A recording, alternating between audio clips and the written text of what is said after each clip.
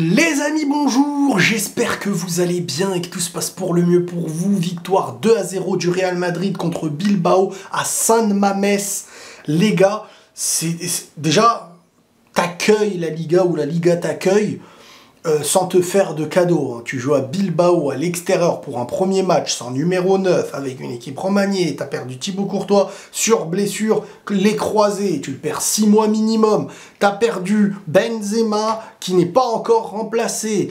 Et dans ce match, tu perds Militao. Tu sais pas ce qu'il a, mais ça sent pas bon. Le mec, torsion, tu vois, bizarre là, quand sa jambe reste appuyée, les genoux, machin. En pleurs quand il sort. Ça sent pas bon, ça sent les mois d'absence à mes yeux. Il te manque Mendy, donc tu testes avec Fran Garcia, la nouvelle recrue aussi, qui revient. Bon, ce match-là, quand il commence, je me dis que ça va être très compliqué parce que c'est brouillon. Tu sens que le Real, encore une fois, n'est pas habitué à une compo avec laquelle il n'a jamais joué l'année dernière. Ils n'ont jamais joué l'année dernière. Donc je me retrouve dans un match où je me dis, mais purée, ce match-là, ça va être un coup du sort. Qu'est-ce qui viendra dans ton sens et qu'est-ce qui vient...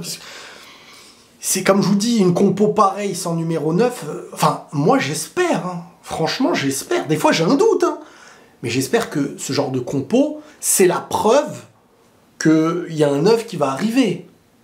Que c'est pas toute la saison que tu vas jouer qu'avec 2 attaquants. Parce que là, ça devient très compliqué. Moi, je vous le dis, ça va être très compliqué. Là, tu t'en sors très très bien et je suis très satisfait. Bellingham, pour moi, homme du match, incroyable. Rodrigo, qui m'inquiétait sur la pré-saison, décisif sur le résultat. Buteur, premier but. Donc, bien sûr que sur le match, si je m'arrête sur ce match et que je réfléchis pas avec ce qu'il y a à côté, je suis pas inquiet sur le match. Il est inquiet. Mais maintenant, si je réfléchis cohérence, je vois quand même qu'il n'y avait pas beaucoup de cohérence sur le début, à part une solidité, parce qu'il faut comprendre un truc, c'est que tu as en milieu Bellingham qui permet de faire tout. En fait, c'est aussi simple. Bellingham, il fait tout. C'est-à-dire, s'il peut monter haut, il va monter haut, récupérer, il va récupérer, construire, stabiliser et marquer. Donc, ce gars est monstrueux. Mais j'ai envie de revenir 2 secondes sur... tu mets Tchouaméni, Valverde, Camavinga. Ces 3 joueurs-là, c'est l'inverse total de Kroos et Modric. Eux, ils ne sont pas là pour stabiliser et apporter une maîtrise technique, mais riposter à l'intensité, imposer de l'intensité et de l'explosivité, du physique, défensivement. Ça aura un meilleur rapport que Kroos et Modric. Moi, j'ai toujours dit, Kroos, Modric, tu peux les mettre ensemble avec un gars du profil de Camavinga, de Tchouaméni, mais en mettre aucun, c'est prendre 3 profils similaires, et je me pose la question, je me dis, tu sens que la maîtrise, elle peut se perdre, c'est-à-dire que si, malheureusement, t'encaisses un but, et que tu vas devoir maîtriser un peu le ballon, ça peut être dangereux.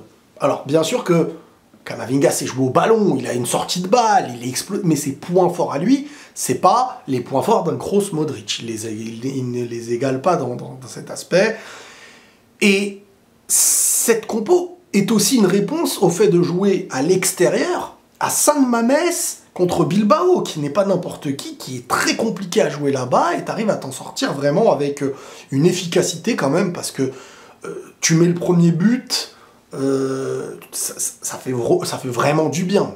Ça fait vraiment du bien.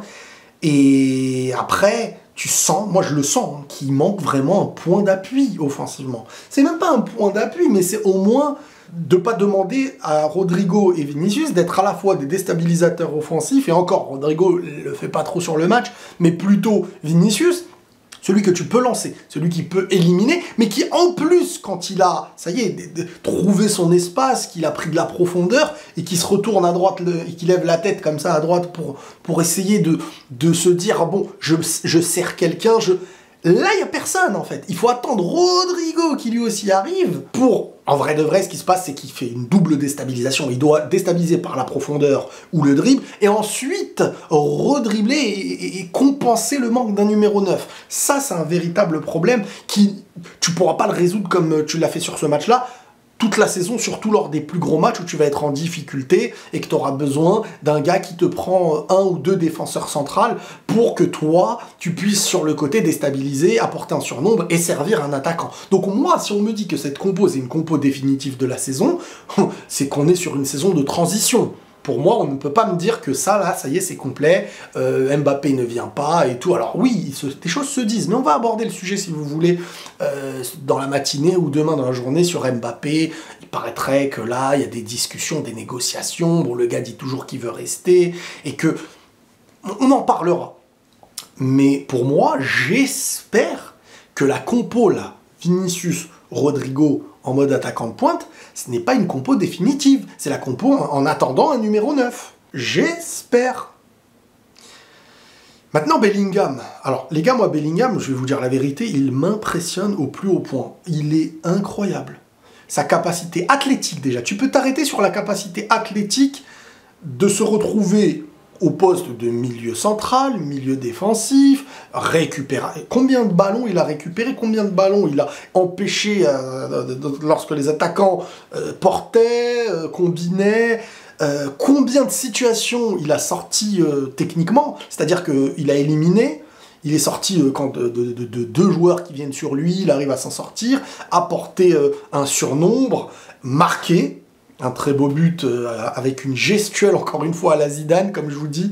Il a vraiment la posture, tu vois, où ce qu'il fait a l'air facile, a l'air lent et lourd, parfois même. Mais par contre, tu te dis, mais c'est les adversaires qui ralentissent ou pas? Parce qu'en fait, ce qu'il fait n'a pas l'air d'être hyper explosif, mais il le fait tellement avec le bon toucher et une posture qui colle avec le toucher, qu'en fait, sur son but, le ballon a l'air d'aller au ralenti, mais il rentre, c'est improbable.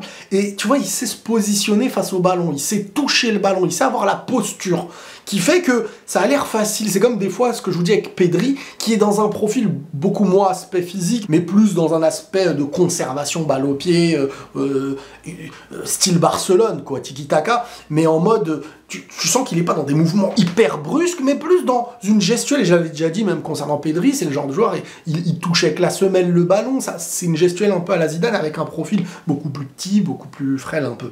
Et donc, c'est ça, c'est des joueurs qui savent, qui n'ont pas besoin d'exploser pour créer, pour éliminer, voire pour marquer. Bon, Fran Garcia, sur ce match-là, les gars, première mi-temps, tu sens quand même que le gars, il y a une pression. Ah bah t'es au Real Madrid, si lui n'a aucune pression, tu te dis bon bah personne n'a de pression. Fran Garcia, c'est un petit garçon en fait. Il est là, il a ses capacités, mais il y a la pression d'un match à Saint-Mamès, le public, le pressing.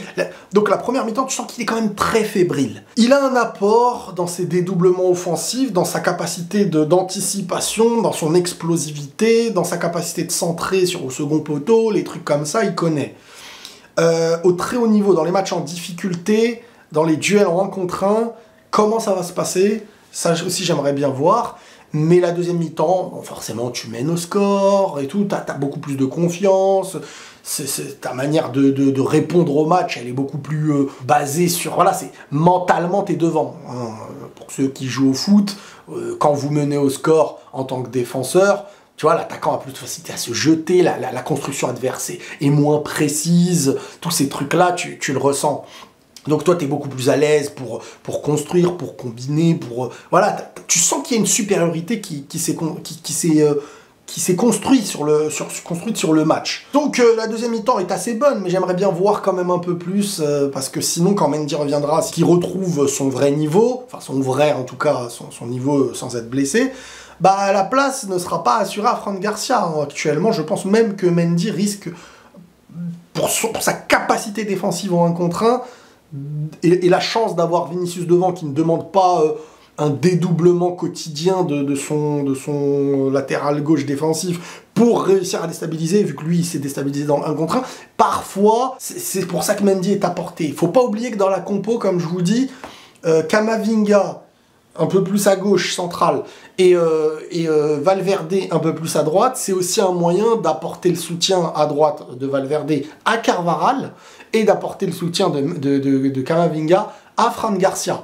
Parce que Carvajal, Fran Garcia, si tu les mets en 1 contre 1, face à des mecs puissants et tout, ils sont pas des plus à l'aise. Même si le match de Carvajal est super. On verra, ça va être très difficile de tenir toute une saison. Moi, je serais beaucoup plus dans un aspect à mettre un Nacho ou un Valverde parfois pour le remplacer quand il n'est pas dans son match ou quand il est blessé ou quand il se repose, que un Vasquez. Vasquez, faut arrêter avec ça. Et j'espère que ça va s'arrêter. Parce que c'est pas son poste, parce que c'est pas... C'est comme mettre Rodrigo là-bas. Bon, il n'était pas dans le match, je sais pas pourquoi il se mange une balle perdue, il n'y a pas de raison. Mais voilà, donc... ce qui est hyper intéressant aussi maintenant, c'est de se dire que... Bon, Lunin, il fait son match... Il n'a pas d'arrêt de fou à faire. Les sorties, il les a bien fait. Parfois, il n'ose pas sortir.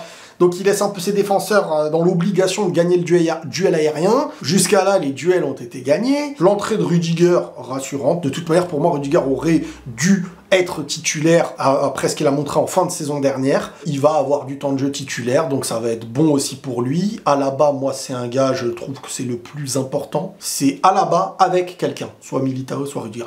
L'intelligence, le placement, la compréhension, à croire qu'il a été défenseur central toute sa vie, ce mec-là. Rudiger, ce que je trouve de mieux qu'un Militao, je dis pas qu'il est meilleur, au très très haut niveau, Militao, il a eu des matchs où il a éteint des attaquants de renommée mondiale, mais je trouve que Rudiger, il a une posture de... Il fait ce qu'il a à faire, il est moins dans le brouillon que peut faire sortir, dans certains moments, de manière aléatoire, un Militao. Rudiger, il fait ce qu'il a à faire avec son physique, sa manière de jouer, il y a moins de trucs bizarroïdes, quoi. Tchouaméni, je vous ai dit que pour moi, Tchouaméni, c'était le poste indéboulonnable. Il y a beaucoup de... Et ça va tourner. Je pense pas qu'on aura une compo fixe au milieu, ça aussi je vous l'ai dit, et vous verrez pour les prochains matchs. Le gars devant la défense, il fait son match, il apporte son équilibre, il a récupéré des ballons importants, il a été bon. Athlétiquement, physiquement, on a retrouvé Tchouaméni qui a cet équilibre-là. Maintenant, moi je suis impatient de voir la fin de ce mercato pour enfin avoir un 9. Et s'il y a un 9, si Mbappé est amené à venir, eh ben, qu'est-ce qui va se passer au milieu? C'est ça aussi qui sera bon à savoir. Donc, globalement, tu prends 3 points. Moi, je suis satisfait du match. T'as marqué quand il fallait, t'as tué le match quand il fallait, et après, voilà, tu t'es posé. Mais c'était pas un football imposé au début du match. Hein. C'était vraiment... Après, t'es à l'extérieur, ça ne m'amène, la pression, t'as rarement totalement maîtrisé le match là-bas du début à la fin, quoi. Il faut marquer, et ensuite, mentalement, prendre le dessus. Voilà. Les amis, en tout cas, Bellingham, moi, je le trouve... Vous savez, au-delà du côté fort, parce que c'est bien beau de dire t'es fort, je trouve même qu'il a une expérience, un petit truc en lui qui je veux pas dire qu'il a de la provoque, mais sa position du corps, il est jeune en étant mature, c'est ça que je trouve. Et dans un club comme le Real, tu sens que il est déjà mature, et ça c'est important aussi. Les amis, prenez tous soin de vous, et la paix sur vous.